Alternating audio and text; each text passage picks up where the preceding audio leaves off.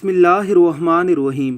بھارت کو اس خطے سے نکل جانے کا اشارہ آج سے 8 سال پہلے ہی مل چکا تھا، جب امریکہ نے باراک اوباما کے زمانے میں افغانستان کے محاذ سے بوریا بستر لپیٹنے کا ارادہ کیا تھا۔ امریکہ کے تمام تھنک ٹینک اسے متنبع کر رہے تھے کہ اگر امریکہ مزید اس جنگ میں الجھا رہا تو ایک دن ایسا آئے گا کہ خاموشی سے معاشی ترقی کی سیڑھیاں چڑھتا ہوا چین امریکہ کا اس خطے سے بوریا بستر گول کر دے گا۔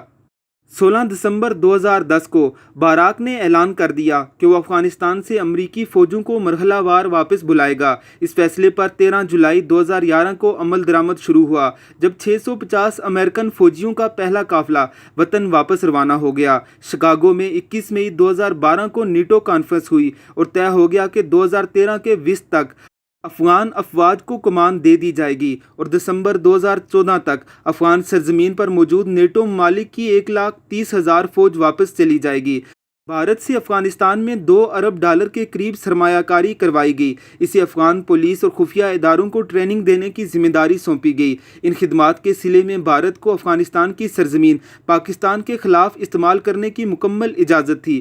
بلوچستان میں تمام افراتفری اور مسلح کارروائیوں کو افغانستان میں بیٹھ کر ہی کنٹرول کیا جاتا تھا اور ایک بہت بڑا نیٹ ورک وہاں بھارتی قونصل خانے کے زیر سایہ کام کرتا تھا، جس کا کام سرمایہ فراہم کرنا، ٹریننگ دینا اور بلوچستان میں تحریبی کارروائیوں کو منظم کرنا تھا۔ بھارت کا افغانستان میں صرف اور صرف ایک ہی مفاد تھا کہ وہ اس سرزمین پر بیٹھ کر پاکستان کو مغربی جانب سے بھی غیر محفوظ بنا دے۔ یہی وجہ ہے کہ جب امریکی حکومت اور نیٹو نے افغانستان سے نکلنے کا یک طرفہ فیصلہ کیا تو بھارت بہت تلملایا، امریکہ کو ایسا ساتھی قرار دیا جو بغیر بتائے پیٹھ میں خنجر گھومتا ہے۔ اب بھارت نے براہ راست ایران اور افغانستان میں داخل ہونے پر مزید توجہ دینا شروع کی۔ بھارت ایک طویل عرصے سے افغانستان کے مفاد کو پاکستان سے توڑ کر ایران کے راستے دنیا سے جوڑنے پر کام کر رہا تھا۔ اس نے افغانستان $152 ملین کی لاگت سے دلارام سے زرنج تک 218 کلومیٹر روڈ جنوری 2009 میں مکمل کر کے افغان حکومت کے حوالے کی تھی۔ یہ سڑک افغان علاقے ہلمند اور نیمروز سے گزر کر ایران میں داخل ہوتی ہے۔ اس کا مقصد یہ تھا کہ پاکستانی بندرگاہ کراچی پر افغانستان کا انحصار ختم کر کے ایران کی بندرگاہ چابہار سے جوڑ دیا جائے۔ اسی مقصد کے لیے بھارت نے چابہار کی بندرگاہ کو بہتر بنانے اور اس کا انتظام و انصرام اپنے پاس رکھنے کا معاہدہ ایران سے کیا ہوا تھا۔ اس سارے علاقائی منظرنامے میں بونچال اس وقت آیا جب جون 2013 میں طالبان نے قطر کے شہر دوحہ میں اپنا دفتر قائم کیا اور امارات اسلامیہ افغانستان کا پرچم لہرا دیا۔ اس دفتر کو کھولنے کے پیچھے لاتعداد مقاصد چھپے ہوئے تھے۔ امریکہ سمجھتا تھا کہ اس طرح طالبان قیادت کے ساتھ افغان حکومت کے مذاکرات اور گفت و شنید سے ایک ایسا افغانستان معروض وجود میں آ سکتا ہے جو امریکہ اور عالمی طاقتوں کے لیے قابل قبول ہوگا، یعنی نیم سیکولر اور نیم اسلامی افغانستان۔ لیکن طالبان کی استقامت نے امریکہ کے سارے منصوبے خاک میں ملا دیے۔ امریکہ اپنے پیچھے ایسے افغانستان کو چھوڑ کر جانا چاہتا تھا جس میں اس کا عمل دخل موجود رہے۔ اگر ایسا ممکن نہ ہو پھر منقسم اور منتشر افغانستان باقی رہے۔ آج 8 سال گزرنے کے بعد امریکہ کے دونوں خواب چکنا چور ہو گئے اور امریکہ کو افغانستان طالبان کے حوالے کرنا پڑ رہا ہے جو اسے پرامن رکھنے کی صلاحیت رکھتے ہیں۔ جس ملک کے خواب مکمل طور پر ٹوٹے ہیں اور جسے تقریباً کان سے پکڑ کر اس خطے سے نکالا گیا ہے وہ بھارت ہے۔ چابہار کی بندرگاہ سے افغانستان کو ملانے کا خواب اسی دن چکنا چور ہو گیا تھا جب طالبان نے زرنج دلارام روڈ کو اپنے قبضے میں لے لیا تھا اور یہ قبضہ آج تک قائم اور مستحکم ہے۔ اس کے باوجود بھارت افغانستان میں براستہ ایران موجود رہنے کے لیے مسلسل کوشش کرتا رہا، لیکن جیسے جیسے امریکہ کے ساتھ طالبان کے مذاکرات کامیاب ہوتے گئے اسی رفتار سے بھارت کی افغانستان سے رخصتی کا وقت قریب آتا گیا۔ افغانستان اور عراق جنگ میں الجھے ہوئے امریکہ کو یہ احساس تک نہ ہو سکا کہ کچھوے کی چال چلتا ہوا چین نہ صرف اقتصادی بلکہ علاقائی عسکری بالادستی کے معاملے میں بہت آگے نکل چکا ہے۔ اپنی معاشی قوت کے بل بوتے پر وہ خطے کے ممالک کو جنمرات اور سرمایہ کاری کی پیشکش کر سکتا ہے۔ امریکہ کا بجٹ اب اس کا مقابلہ کرنے کا متحمل ہی نہیں ہے۔ دوسری جنگ عظیم سے لے کر اب تک امریکہ 70 سال سے بحر ہند اور بحر اوقیانوس کے علاقوں پر مکمل اختیار رکھتا تھا۔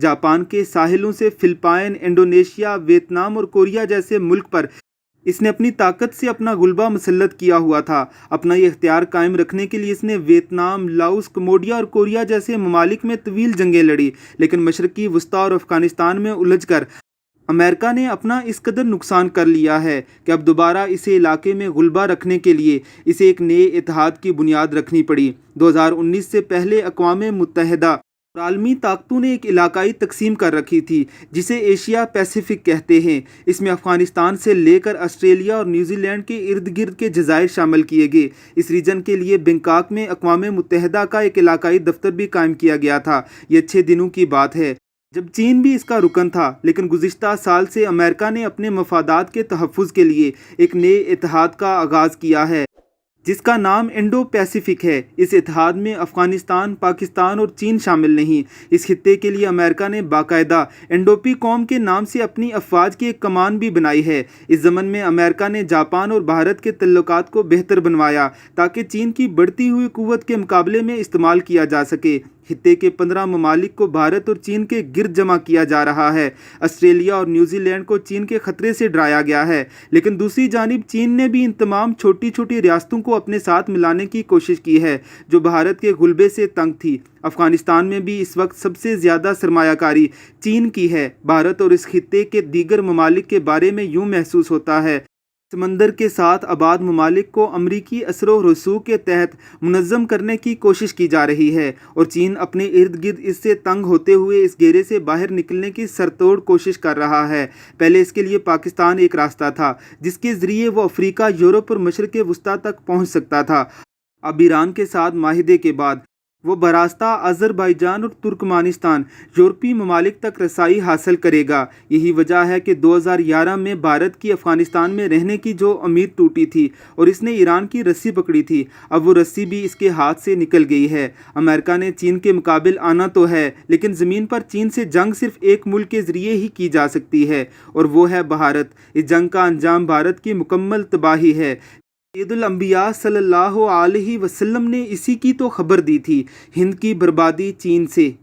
اللہ رب العزت اولیاء مقبول جان کو ایسے ہی حق بیان کرنے کی توفیق عطا فرمائے۔ اللہ ان کا سایہ ہم پر تا دیر قائم رکھے، آمین ثم آمین۔